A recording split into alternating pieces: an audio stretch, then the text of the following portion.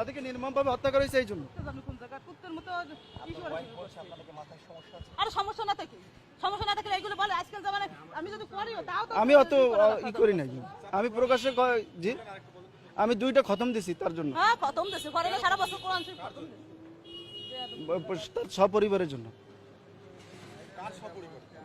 বঙ্গবন্ধু এবং তার পরিবার, শেখ পরিবার যারা এই 5-15 আগস্ট যারা নিহত হয়েছে তাদের জন্য। আপনারা এগুলো সরাবেন নাকি আপনারাও তার সাথে পাগল হয়েছে?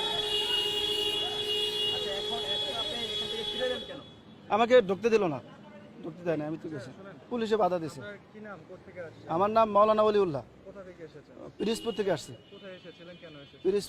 পিরিজপুর থেকে আসছি, আমি থাকি ঢাকা আসছি কিছুদিন আগে, ঢাকা এক জায়গায় থাকি।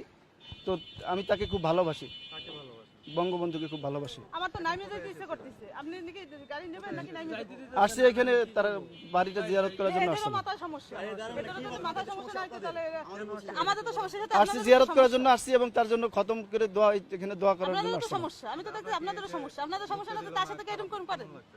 অত্যন্ত খারাপ লাগতেছে, আমি খুব কষ্ট লাগতেছে, দেশের জন্য সবকিছু করলো, তার জন্য আজ এই অবস্থা।